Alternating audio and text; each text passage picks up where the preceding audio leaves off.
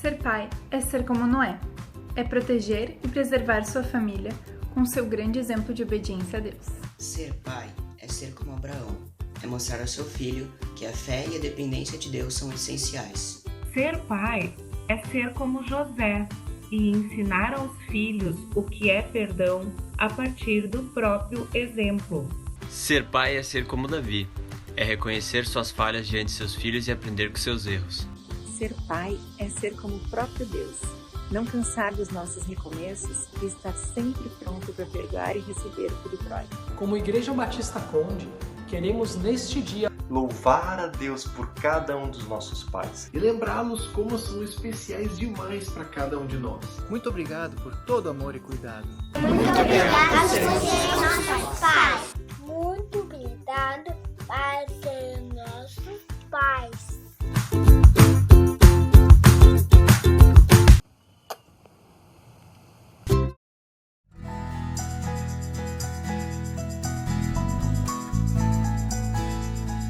Bem-vindo a mais um dos nossos cultos aqui na Igreja Batista Conde. Uma alegria muito grande te receber em nosso meio, que você se sinta à vontade para cultuar o nosso Deus também junto conosco. Semana passada nós começamos uma nova série intitulada Ao Anjo da Igreja, as 7 igrejas do Apocalipse, as 7 cartas das igrejas do Apocalipse. Certamente nós estamos compartilhando sobre essas verdades profundas daquelas histórias daquela igreja, mas principalmente para o nosso coração. Eu queria te convidar, você junto comigo, a baixar sua cabeça e nós entregarmos então esse culto a Deus. Colocarmos nosso coração diante dele para que ele possa trabalhar desde já ao que pode falar depois no nosso coração.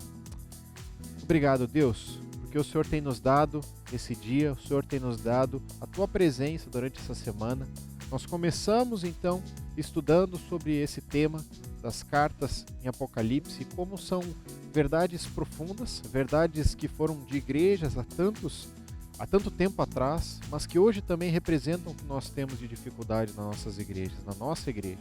Por isso, Pai, nos dá um coração aberto, nos prepara desde já para a tua mensagem de hoje, para as igrejas que serão compartilhadas hoje. Usa o teu servo, o Johnny, para trazer a tua mensagem e que realmente nós juntos possamos escutar a tua voz. Pai, coloca em nós um coração aberto, para que a gente possa entender a tua verdade. É isso que eu quero te clamar em nome de Jesus. Amém, Pai. Acompanhe agora os nossos avisos, logo depois do nosso tempo de louvor, então a nossa mensagem de domingo. Continuamos então com a nossa escola bíblica intitulada O Segredo da Oração. Várias características sobre o que nós podemos orar, como a oração funciona, certamente um tempo especial. Te convido para as 9 horas da manhã, domingo, continuarmos esse tempo junto comigo. Oi pessoal, um recadinho da nossa ação social. No nosso último mês de julho, nós distribuímos 45 cestas básicas para esse grupo de haitianos e algumas outras pessoas. E você pode continuar contribuindo. Nossos dados estão aí na tela e você pode continuar fazendo isso e nós vamos administrar isso da melhor forma possível e da forma mais fiel possível. Sabemos que temos enfrentado um tempo difícil com relação às nossas finanças. Mas pensando nisso, as nossas demandas da igreja continuam iguais.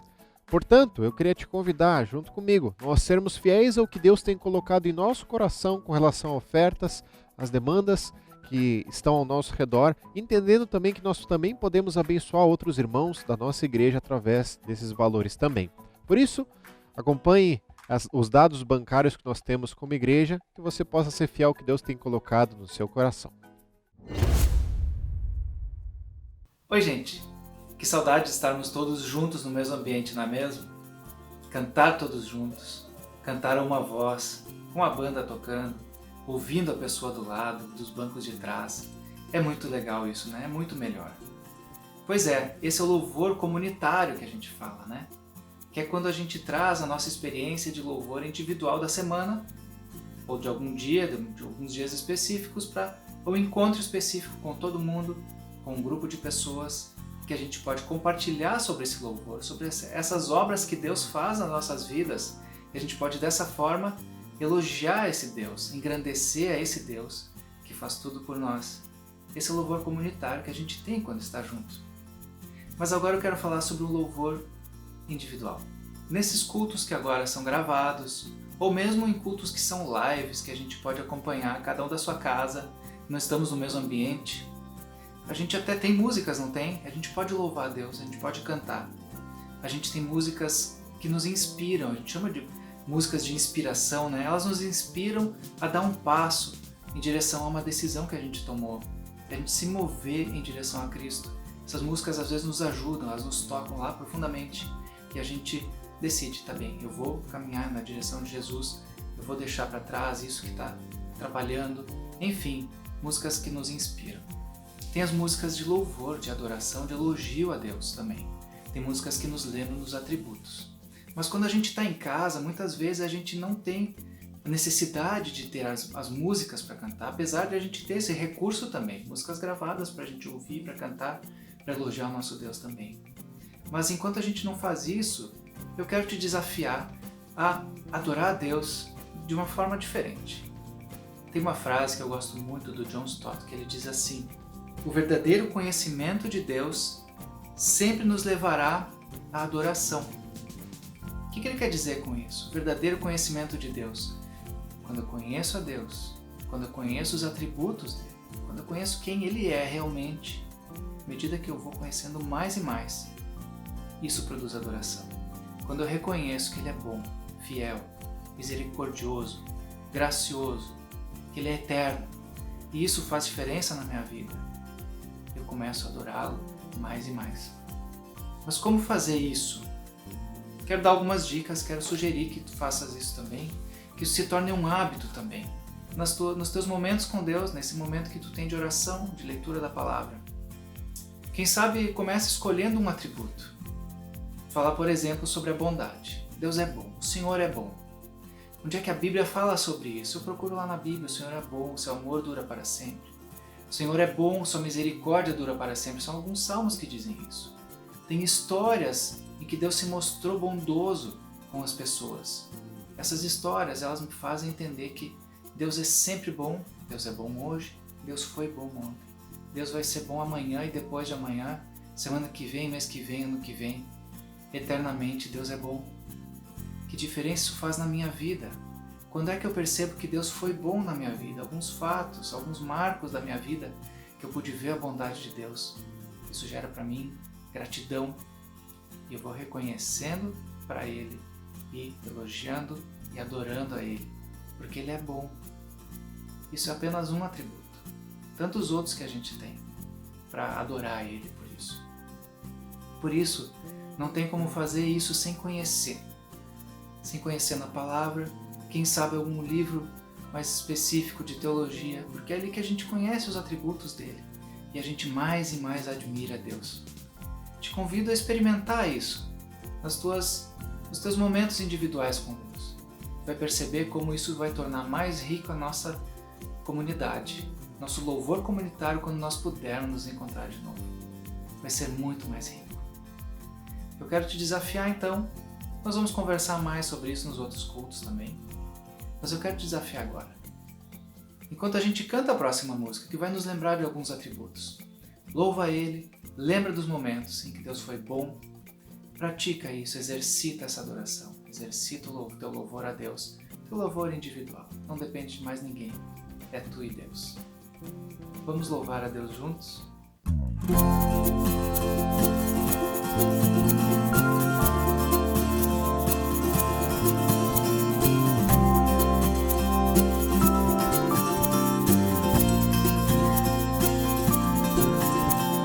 Graças ao Senhor, ao Rei dos Reis, o seu amor é para sempre.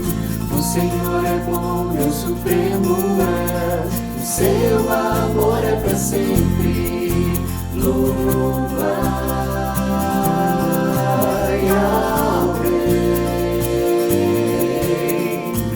pelo poder de sua forte mão, o seu amor é para sempre. Temos vida eterna e salvação, o seu amor é para sempre. Louvai ao Rei.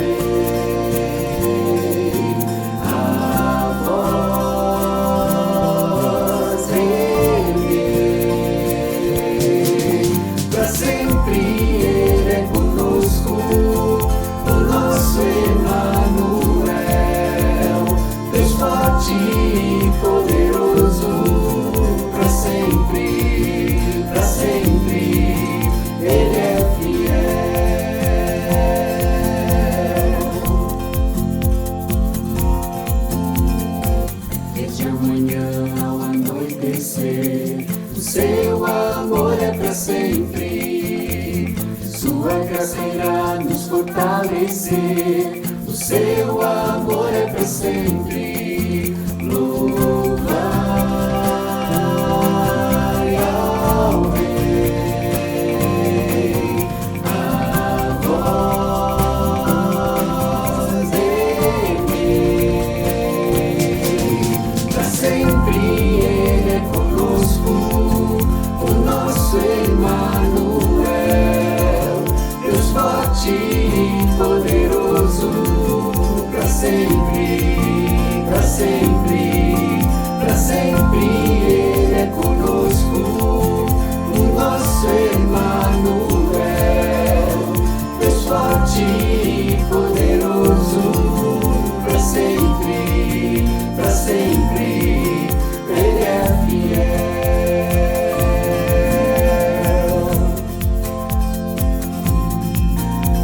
Seu amor é para sempre, o seu amor é para sempre, o seu amor é para sempre, o seu amor é para sempre.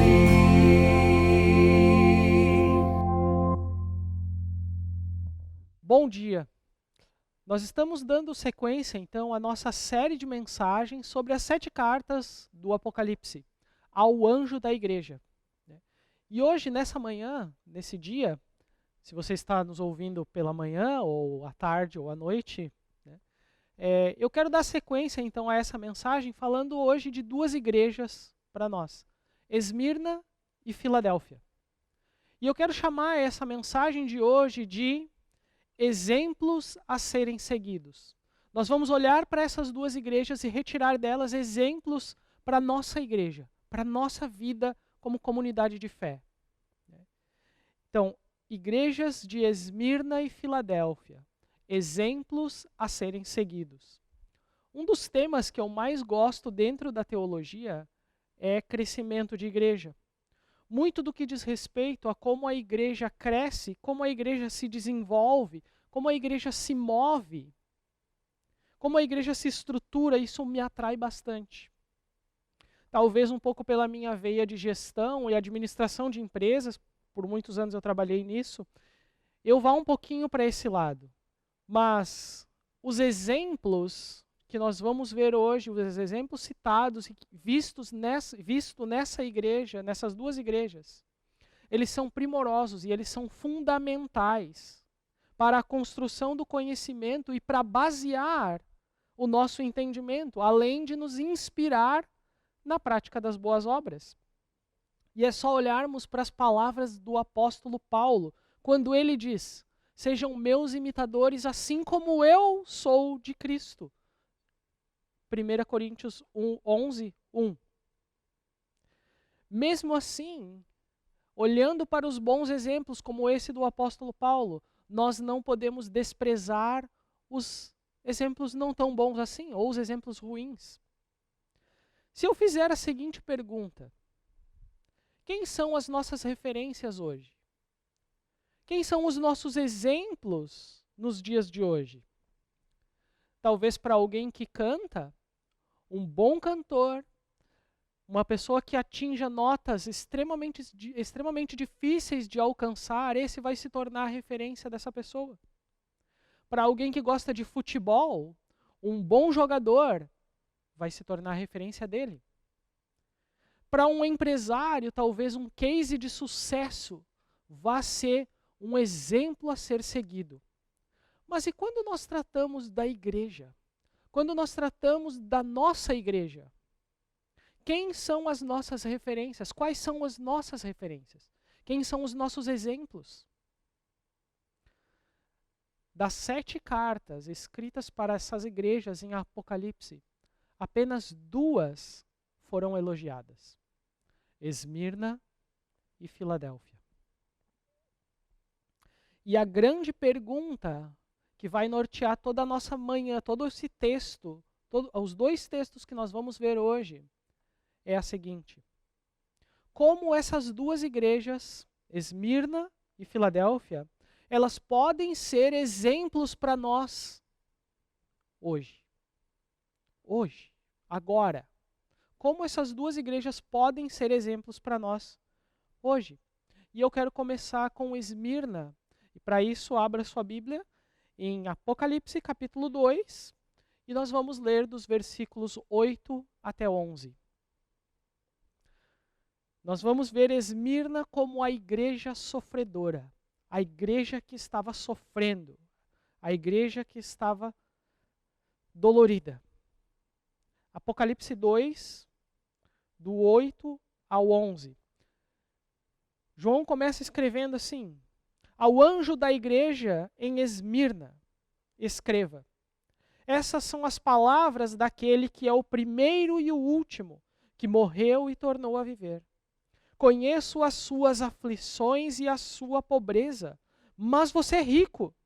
Conheço a blasfêmia dos que se dizem judeus, mas não são, sendo antes sinagoga de Satanás. Não tenha medo do que você está prestes a sofrer. O diabo lançará alguns de vocês na prisão para prová-los, e vocês sofrerão perseguição durante 10 dias. Seja fiel até a morte, e eu lhe darei a coroa da vida. Aquele que tem ouvidos para ouvir, aquele que tem ouvidos, ouça o que o Espírito diz às igrejas. O vencedor de modo algum sofrerá a segunda morte. Uma característica que esse texto de Apocalipse nos mostra sobre a igreja de Esmirna é que essa igreja estava sofrendo. Essa igreja estava enfrentando dificuldades extremas. E uma coisa que nós podemos ver é que o sofrimento, ele nos muda.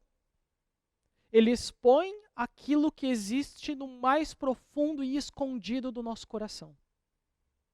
O sofrimento, ele tem a capacidade de nos tornar ou rancorosos, raivosos, mal-humorados, amargurados e legalistas, ou o sofrimento, ele nos torna humildes, dóceis, graciosos, sensíveis e amorosos. Esse é o impacto que o sofrimento causa em nós. E não há meio termo nisso. Nós escolhemos, ou nós vamos trilhar um caminho ou outro. A igreja de Esmirna, ela tinha no nome da cidade a marca do que ela poderia ser. Porque Esmirna vem da palavra grega que significa mirra, que quer dizer erva amarga. E essa igreja estava enfrentando, experimentando o sabor amargo de viver em um mundo infectado pelo pecado. Na semana anterior, o Samuel nos falou da igreja de Éfeso, uma igreja que não amava.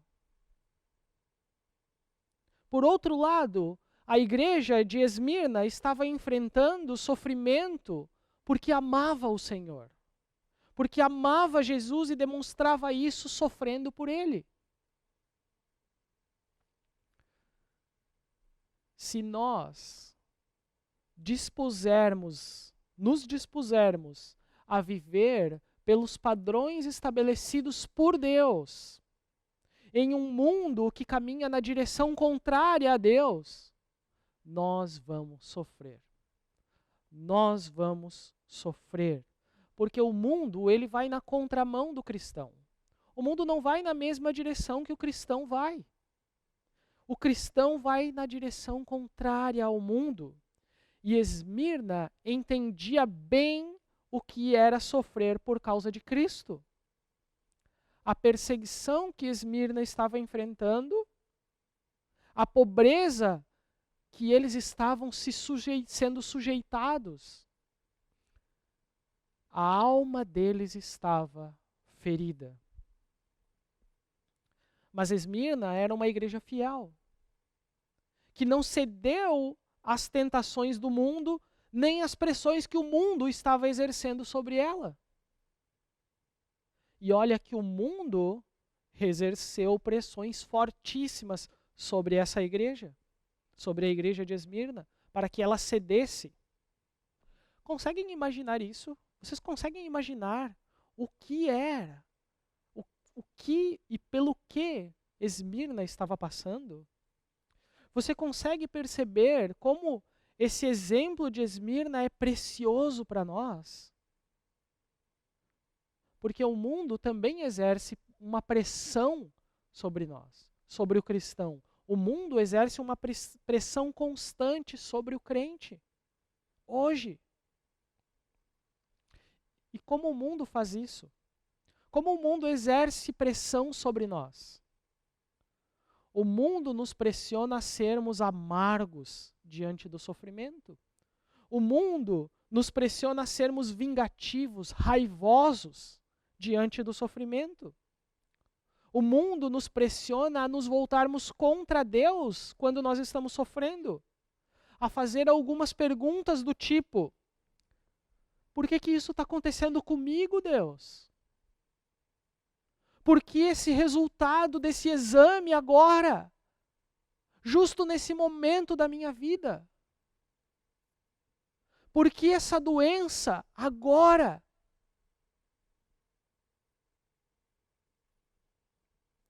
Os crentes na igreja de Esmirna, eles poderiam estar vivendo com este sentimento no coração deles. Eles estavam sendo injustamente perseguidos, inclusive os judeus estavam delatando os cristãos para as autoridades. Eles estavam morrendo de fome, os seus bens estavam sendo levados, tomados pelas autoridades como forma de punição e castigo. E tudo isso por causa da fé que eles tinham em Jesus. E o que nós descobrimos é que eles não cederam às pressões para pagar com a mesma moeda aquilo que eles estavam sofrendo.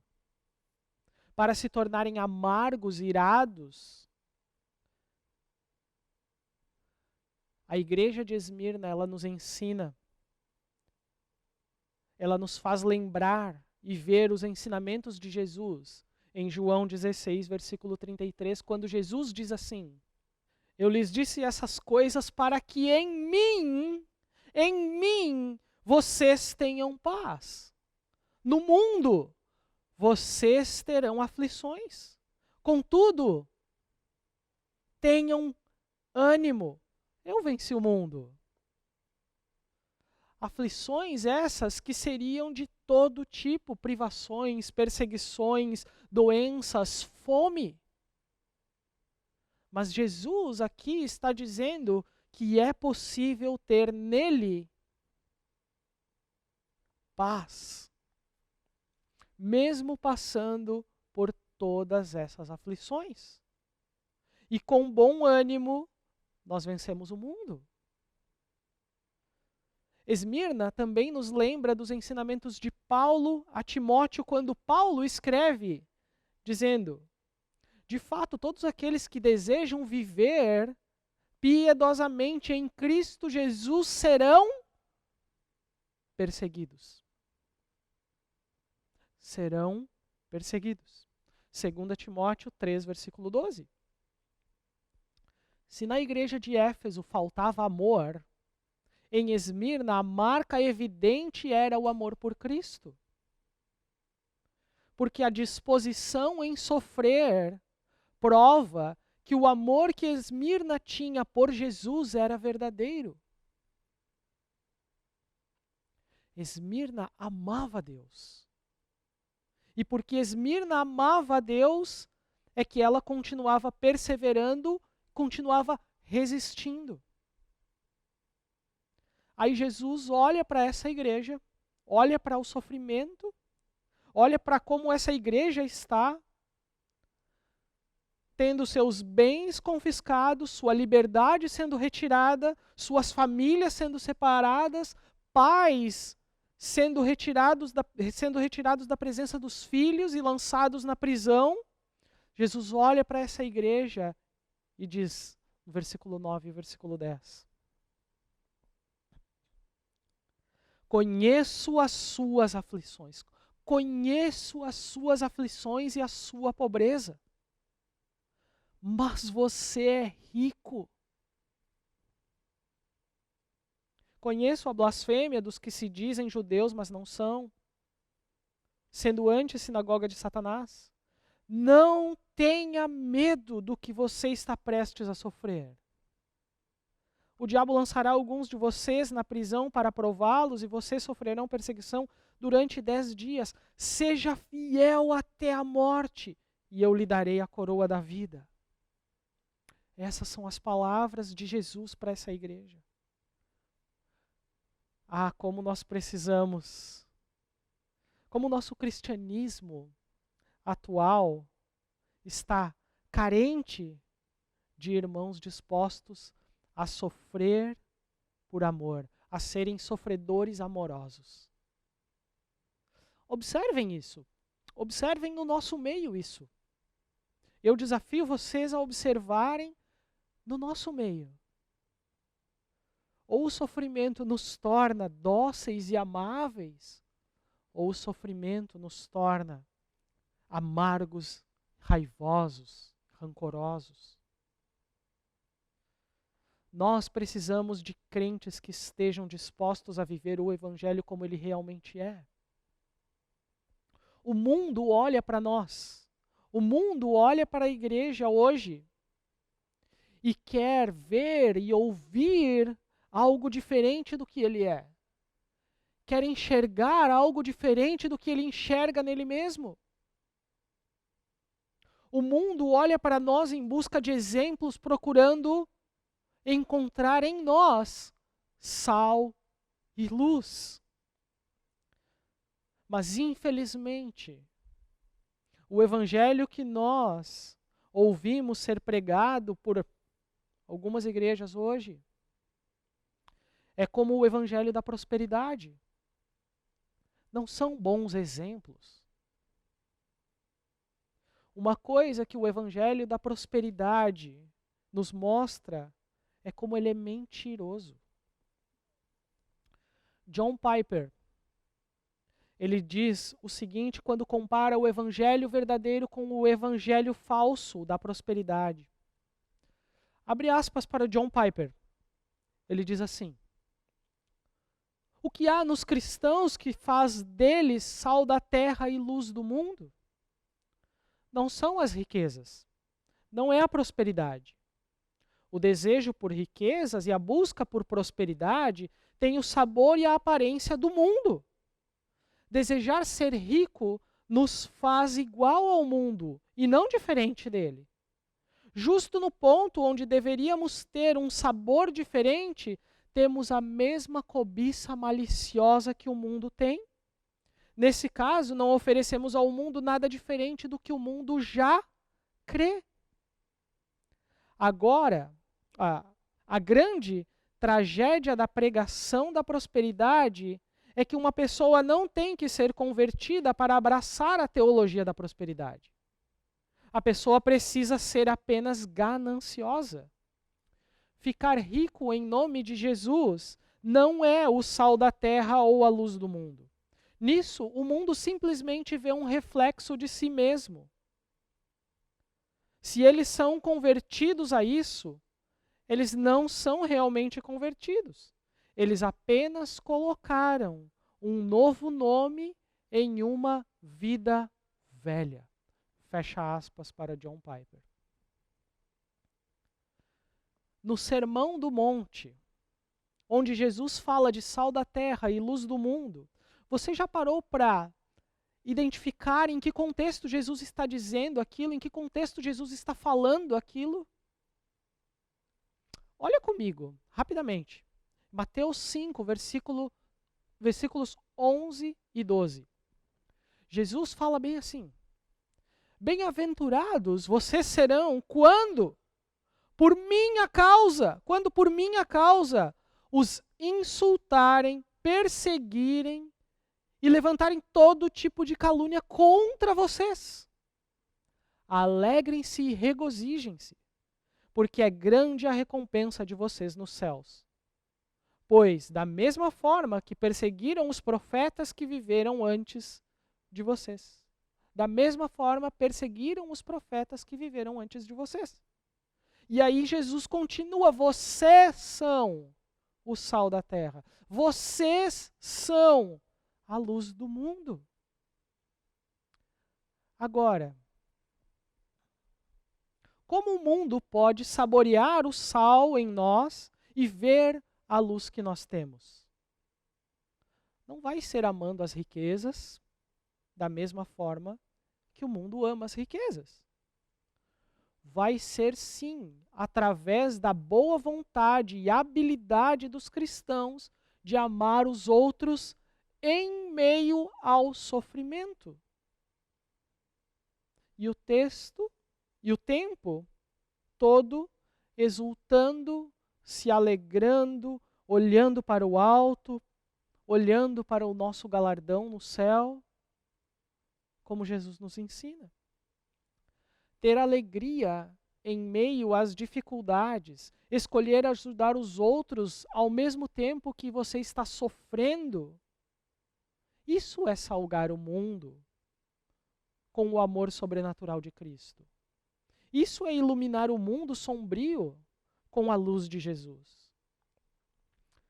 Nós precisamos crescer cada vez mais, de forma que o fruto do nosso sofrimento seja o amor por Cristo ainda maior, um amor por Cristo ainda crescente. Eu quero finalizar essa primeira parte. Um exemplo que eu usei alguns anos atrás num culto de jovens, aqui da igreja. Tem um casal, uma igreja nos Estados Unidos, em Brandon, nos arredores de Tampa, na Flórida. E aconteceu que esse casal, eles tinham 2 filhos e eles acabaram adotando mais um menino. Esse menino, ele era bem agitado, ele era bem nervoso, bem agitadinho assim, e um dia ele entrou na cozinha sem a mãe ver e tomou um monte de detergente. Ele ficou muito mal, levaram ele para o hospital, passaram alguns dias lá, ficou tudo bem, mas os médicos tiveram que fazer um relatório, e esse relatório foi para a delegacia de polícia.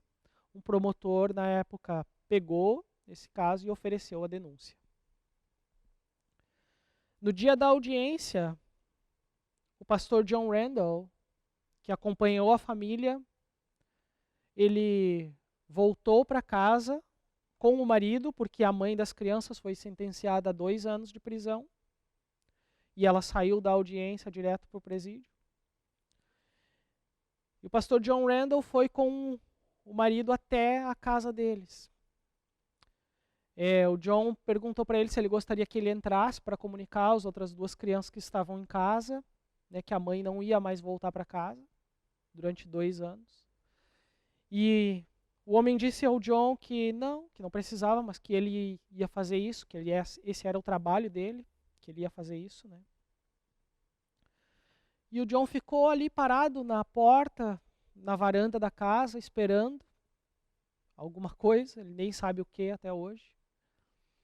Mas ele relata que ele ouviu, enquanto esperava ali, 2 gritos doloridos das crianças gritando em casa, provavelmente no momento em que o pai comunicou elas. E depois ele ouviu choro. E ele disse que um choro que vinha de dentro, profundo, com dor e sofrimento daquelas crianças e daquele homem.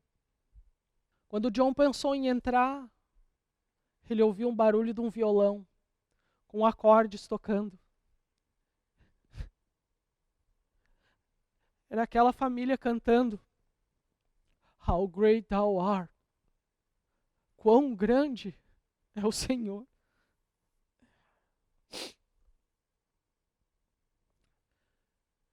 Esse exemplo, ele nos diz muito.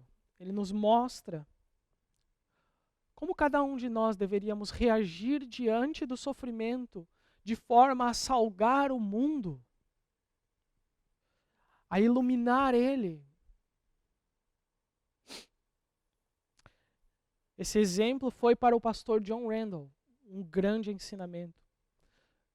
E ele é muito precioso porque ele impacta até hoje na minha vida. louvar a Deus em meio ao sofrimento. O versículo 10 diz: seja fiel até a morte e eu lhe darei a coroa da vida. Esmirna é para nós um exemplo de foco na coroa da vida. De foco na coroa da vida.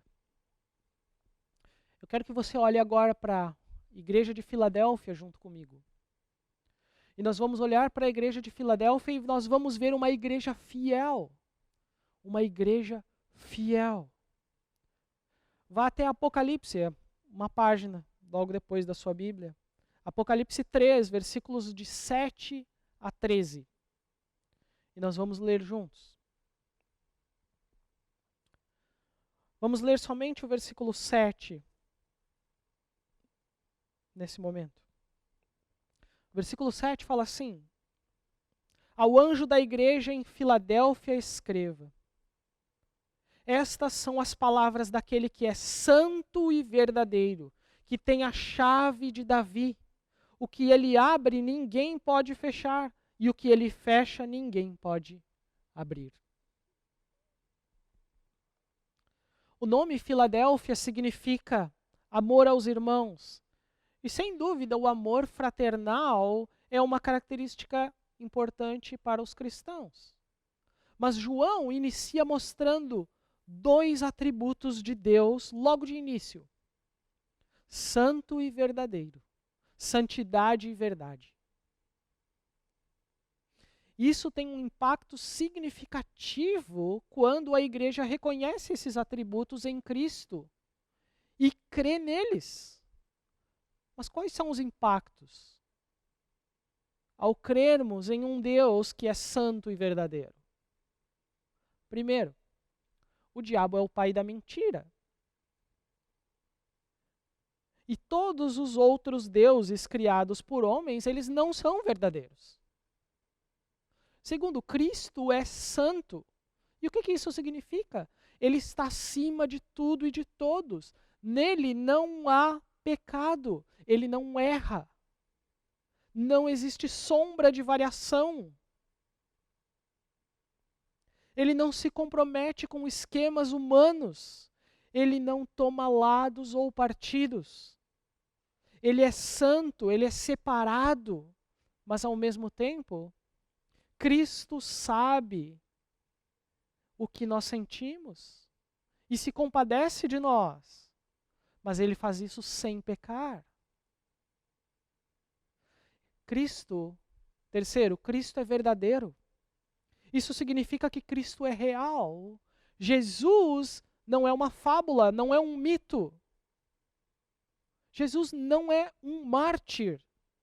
Jesus também não é fruto da imaginação de pessoas fracas que precisam de uma muleta para se segurar. Ele é verdadeiro. Ele é a cabeça do corpo que é a igreja. Ele é o princípio e o primeiro em tudo. Então, era nisso que os irmãos da igreja em Filadélfia criam. E quem crê em um Cristo que é santo e verdadeiro, ele vive para ser um exemplo para todos os demais. Porque crê em um Cristo santo, quem crê em um Cristo santo tem compromisso apenas com a glória de Deus e não com a sua própria. E quem crê em um Cristo verdadeiro, crê num Cristo que é real, que é Senhor, que é soberano. E isso faz diferença. Isso faz toda a diferença. Agora, além dos atributos, o texto também nos mostra como age o Cristo que os irmãos da igreja de Filadélfia criam. Olhem comigo versículo 7 e versículo 8. Diz assim: estas são as palavras daquele que é santo e verdadeiro, que tem a chave de Davi. O que ele abre, ninguém pode fechar, e o que ele fecha, ninguém pode abrir. Conheço as suas obras. Eis que coloquei diante de vocês uma porta aberta, que ninguém pode fechar. Sei que você tem pouca força, mas você guardou a minha palavra e não negou o meu nome. Conseguem observar os atos do Cristo que eles criam? Primeiro, é o Cristo que age soberanamente sobre nações e pessoas. E o texto diz que ele é o dono da chave de Davi, que ele abre e fecha todas as coisas. O dono da chave é aquele que manda na casa. O que ele abre, ninguém fecha, e o que ele fecha, ninguém abre. É Deus que abre os corações das pessoas.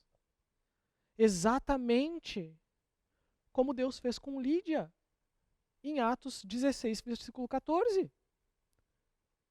Quando fala assim, Atos 16, 14, rapidamente. Uma das que ouviam era uma mulher temente a Deus chamada Lídia, vendedora de tecido de púrpura da cidade de Tiatira. O Senhor abriu o seu coração para atender a mensagem de Paulo. É isso que o versículo diz. Também é o Senhor que une o coração de um povo, de uma igreja, de uma nação, da mesma forma como Deus uniu o povo de Israel ao redor de Davi. No Salmo 18, versículos 43 a 45, depois você pode olhar lá. Isso nos mostra como Cristo é soberano sobre corações, nações e circunstâncias. Segundo ponto, é Cristo quem dá ou quem tira oportunidades para igrejas ou pessoas. O texto diz: eis que coloquei diante de você uma porta aberta que ninguém pode fechar. Não somos nós, não é o nosso jeitinho, não é a nossa influência, não é a nossa sabedoria humana, não é os nossos contatos, os nossos conchavos. Não somos nós que abrimos ou geramos oportunidades. É o Senhor quem abre as portas. Ele é o dono da chave. Terceiro, Cristo nos conhece. O texto diz: sei que você tem pouca força, mas guardou a minha palavra e não negou o meu nome. Versículo 8. O que isso nos mostra? O que isso nos mostra a respeito de Jesus? O que significa Jesus saber que nós temos pouca força? Significa que Jesus sabe o quanto a igreja pode suportar de peso, provações, perseguições. Jesus sabe o quanto nós podemos suportar de peso. Jesus sabe o quanto você pode suportar de peso e Ele não vai permitir que você carregue um fardo maior do que as suas forças podem suportar. Você nunca vai levar um peso maior do que aquilo que você pode carregar. Porém, isso também pode significar que Jesus não vai deixar as coisas tão leves ao ponto de você achar que pode fazer as coisas ou que você é capaz de fazer as coisas por sua própria força, por sua própria inteligência, se tornando autossuficiente no reino de Deus. Isso pode acontecer também. Olhem tudo que nós vimos, só nesses versículos até agora. Nós vimos que Jesus é santo, puro, sem mistura. Nós vimos que Jesus é verdadeiro, que Ele é real, que Ele é honesto. Nós vimos que Jesus é soberano, que Ele tem poder sobre as pessoas, que Ele tem o controle de tudo, tudo está sobre as suas mãos. Nós vimos também que Jesus conhece a nossa fraqueza. Ele cuida de nós, Ele sabe, Ele nos conhece, Ele se importa com a gente. Nós vimos que Jesus, Ele é o sustentador. Ele conhece a nossa estrutura. Ele sabe o quanto nós podemos carregar. Minha pergunta agora é: qual o resultado disso na vida da igreja, se nós crermos em um Jesus exatamente assim? Qual é o impacto disso na igreja ao crermos em um Jesus dessa forma? Quando nós cremos em um Jesus que é santo, verdadeiro, soberano, onisciente, sustentador, quando nós cremos em um Jesus assim, nós aprendemos uma coisa. Nós aprendemos a descansar. Nós aprendemos a descansar. A nossa vida, ela não é mais feita de tensões. O nosso coração não vive mais pesado, não vive mais ansioso, não vive mais cheio de incertezas. Lembram da porta aberta? O texto diz assim: eis que coloquei diante de você uma porta aberta que ninguém pode fechar. A cidade de Filadélfia, ela era a cidade mais jovem das 7 citadas aqui em Apocalipse. Ela foi fundada no ano 138 a.C. E ela estava situada numa rota marítima muito importante, sendo ela um portal entre Roma e as cidades do Oriente. Além do privilégio de localização, Filadélfia ela era conhecida como a Pequena Atenas, porque ela era o porta-voz da filosofia grega. Essa cidade ela era propagadora da língua e do pensamento grego para o Oriente. Então essa igreja estava situada numa cidade como essa. As oportunidades eram tremendas para essa igreja em Filadélfia. O evangelho poderia ser propagado de uma maneira muito grande. Mas o que isso significava para ela? Como crer em um Jesus que é santo, verdadeiro, soberano, onisciente, sustentador, impactaria nos outros? O que eu vou dizer aqui é bem importante. O evangelho que eles criam, o evangelho que eles viviam, ou o evangelho que nós vivemos e testemunhamos, serve de parâmetro para ser espalhado para outros lugares.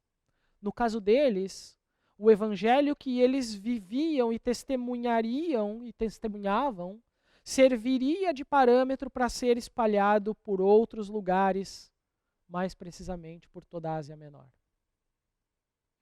A oportunidade que a igreja de Filadélfia estava tendo para espalhar o evangelho era enorme. A oportunidade está lançada. A porta está aberta. Mas aí, Deus olha para essa igreja e diz algo que nós não estávamos esperando. Ele diz assim: sei que você tem pouca força. Mas como assim? Sei que você tem pouca força. Você abre uma porta tão significativa como essa. O evangelho pode ser anunciado para tantas pessoas, para muitas pessoas. Talvez o impacto no Oriente seja enorme. Mas aí você olha para mim e diz: eu sei que você é fraco. Eu sei que você tem pouca força. Faz algum sentido isso para vocês? Faz algum sentido isso? A igreja em Filadélfia era pequena comparado ao fluxo de pessoas que passavam pela cidade. Ela era uma igreja pobre numa cidade que respirava comércio, dinheiro, negócios. Ela era uma igreja sem expressão em um povo filosoficamente evoluído. Sabem que quando nós somos designados para um trabalho, ou quando Deus abre uma porta para nós, a primeira coisa que nós temos que reconhecer é que nós somos fracos, somos incapazes, somos inadequados para essa função. Porque quando nós somos fracos, é aí que nós somos fortes. E o apóstolo Paulo entendeu isso quando disse aos Coríntios, quando escreveu para eles isso. E qual foi o elogio que Jesus fez à igreja de Filadélfia, por eles acreditarem em um Jesus dessa forma? O elogio de Jesus à igreja de Filadélfia foi a fidelidade desses irmãos. Foi em relação à fidelidade que eles tinham. Eles não eram grandes e numerosos, eles não eram ricos e influentes, eles não eram fortes e destemidos, mas eles eram fiéis ao Senhor. Eles eram fiéis ao Senhor. E por causa da fidelidade deles, Jesus disse o seguinte no versículo 10. Visto que você guardou a minha palavra de exortação à perseverança, eu também o guardarei da hora da provação que está para vir sobre todo o mundo, para pôr à prova os que habitam na terra. Venho em breve. Retenha o que você tem, para que ninguém tome a sua coroa. Farei do vencedor uma coluna no santuário do meu Deus. E dali ele jamais sairá. Escreverei nele o nome do meu Deus e o nome da cidade do meu Deus, a Nova Jerusalém, que desce dos céus da parte de Deus. E também escreverei nele o meu novo nome. Aquele que tem ouvidos, ouça o que o Espírito diz às igrejas. Visto que você guardou a minha palavra de exortação à perseverança, eu também o guardarei na hora da provação que está para vir. Uma característica das duas igrejas que nós vimos é que elas não tiraram os olhos de Jesus. Por mais difícil que as circunstâncias fossem ao redor delas, elas não tiraram os olhos de Jesus. Agora, voltando para a pergunta principal que eu fiz lá no começo, lá no início. Como essas duas igrejas podem ser exemplos para nós hoje? Essas igrejas são exemplos para nós em testemunhar do amor de Jesus em meio ao sofrimento, ao serem fiéis, mesmo quando as circunstâncias eram desfavoráveis a elas. Elas eram fracas, mas elas foram duas igrejas fiéis ao Senhor. A fraqueza de Filadélfia e o sofrimento de Esmirna fazia com que elas fossem igrejas que dependiam de Deus. Elas não dependiam de nada, de ninguém mais. Elas dependiam do Senhor. Essas igrejas são exemplos para nós de resistir às pressões do mundo sobre elas. E o versículo 9, que eu não li, ele diz assim: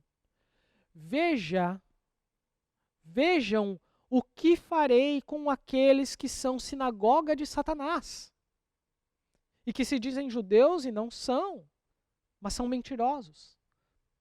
Farei que se prostrem aos seus pés e reconheçam que eu amei você.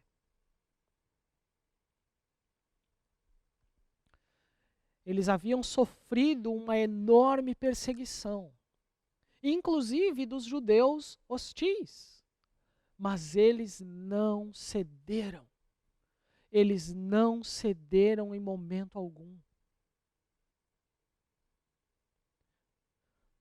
E você já pensou que duas coisas fazem o crente, o cristão, balançar? Duas coisas, né, fazem o cristão balançar na sua fé. Uma é o escárnio do mundo contra nós. E a outra é o encanto nosso com as coisas do mundo. Essas duas coisas fazem o crente balançar. Porque quando nós somos mal falados, mal vistos, debochados, perseguidos, ridicularizados, a nossa tentação é a de ficar bem com todo mundo, é a de ficar bem com a galera. E é aí que nós deixamos de ser fiéis a Deus. O escárnio, ele nos detona. O encanto também nos detona. Nós ficamos envaidecidos com as bênçãos que Deus nos presenteia e nós esquecemos do abençoador.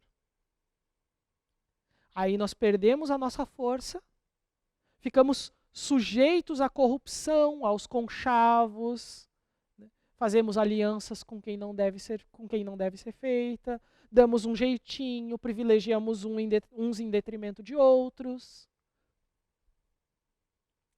E quando nós olhamos para essas duas igrejas, nós percebemos que nem o escárnio, nem o encanto foi capaz de balançar essas duas igrejas. A perseguição e o sofrimento sobre Esmirna, a sabedoria filosófica e o comércio rico de Filadélfia não dobraram essas duas igrejas. O povo permaneceu firme. Eu quero finalizar essa parte, essa sessão aqui com um exemplo histórico, talvez pouco falado, mas com grande impacto sobre a formação da igreja. No final do século III, houve um período chamado de a Grande Perseguição.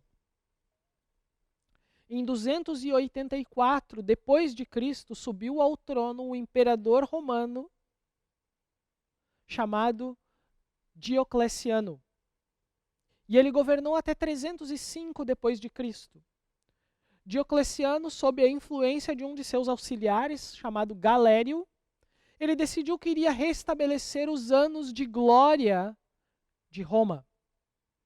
E para que isso acontecesse, o povo deveria então voltar a um estado de adoração ao imperador e aos deuses romanos.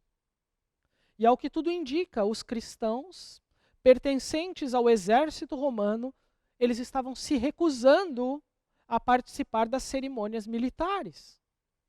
As cerimônias militares incluíam adoração aos deuses, prostituição no templo antes e depois das batalhas, sacrifícios humanos, mutilação de corpos e outras coisas que tornavam o serviço militar de um cristão inviável. Os soldados romanos, eles estavam dispostos a lutar e morrer por Roma, mas não estavam dispostos a sacrificar a outros deuses. Convencido por Galério, o imperador publicou um edito em que ele expulsava os cristãos da legião do exército romano. O general que estava sob o comando de Galério, ao invés de somente expulsar esses cristãos, ele começou a obrigar os soldados cristãos a oferecer sacrifícios aos deuses ou pagarem com as suas próprias vidas. Muitos morreram se negando a sacrificar aos deuses romanos. O exército começou a enfraquecer rapidamente. Como o cristianismo estava se tornando um problema com reflexos, inclusive no exército romano, Galério decidiu agir. E em 303, Diocleciano decreta 4 grandes editos tentando tornar Roma próspera novamente e punir os cristãos juntamente com isso. Os editos foram: primeiro, ele ordenou a destruição das igrejas. O segundo edito, ele confiscava todos os livros sagrados, incluindo as cartas bíblicas. O terceiro edito mandava prender os líderes da igreja e os obrigava a oferecer sacrifícios aos deuses mediante tortura. E o quarto e grande e último edito foi obrigar os cristãos a oferecerem sacrifícios aos deuses romanos. Aos que não se sujeitaram, a alternativa que restou foi fugir para as montanhas ou viver nas catacumbas, nos cemitérios. Essa perseguição foi a última grande perseguição que a igreja enfrentou. Muitos perderam as suas vidas inteiras ou partes do corpo. Passados 8 anos desse evento, desses editos, mais precisamente em 311 depois de Cristo, um novo edito foi publicado, mas dessa vez o edito era de tolerância para com os cristãos.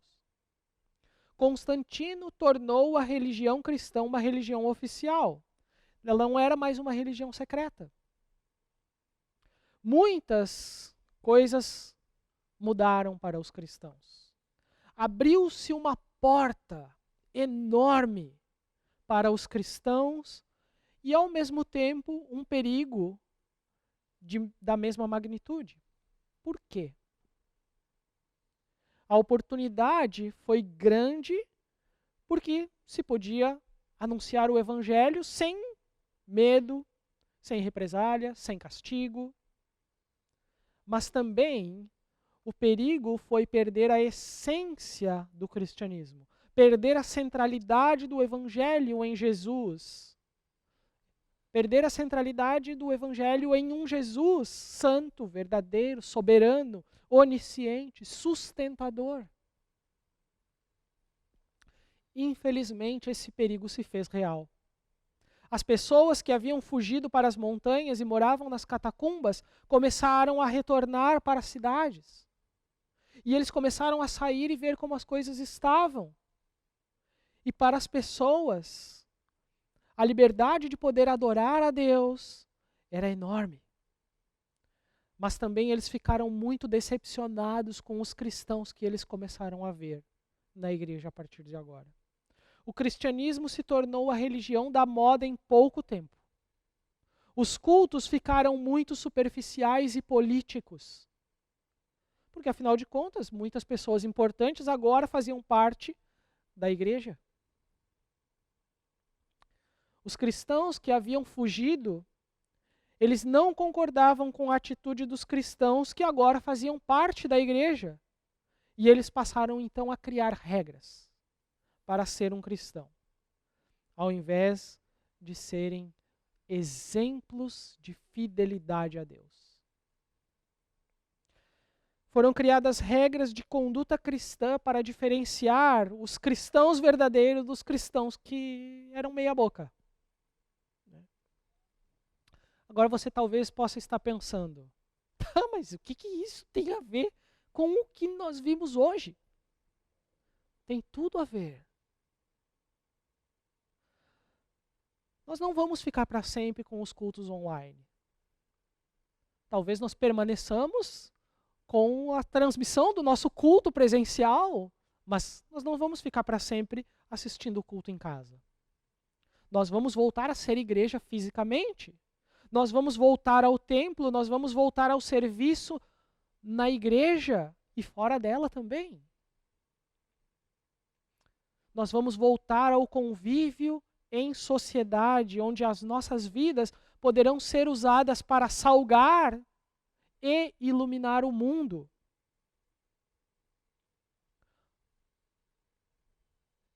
Que nossa escolha seja a de nos mantermos fiéis a Deus. Fiéis a Deus. Sendo exemplos em um mundo carente de exemplo. Que a nossa escolha seja a de nos mantermos fiéis a um Deus que é santo, verdadeiro, soberano, onisciente e sustentador.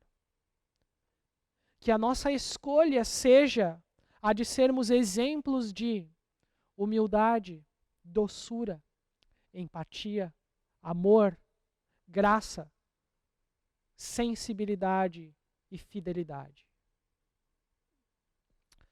Que Deus os abençoe. Que você possa refletir durante a semana nisso. Eu quero finalizar com uma oração. Senhor, muito obrigado por esses 2 exemplos de Esmirna e Filadélfia. Que o Senhor nos conduza por esse mesmo caminho. Que nós possamos usar o sofrimento como exemplo para salgar e iluminar esse mundo perdido. Que o mundo, ao olhar para nós como igreja, veja um exemplo de fidelidade ao Senhor. Que as nossas vidas elas sejam usadas pelo Senhor para abraçar, para espalhar amor, para espalhar humildade, doçura, empatia, graça, misericórdia sobre as vidas. Usa-nos como uma igreja, Senhor, que brilha e reflete a fidelidade a um Deus que é santo, puro e verdadeiro. Em nome de Jesus. Amém. Amém, gente. Que Deus os abençoe, tenham uma ótima semana.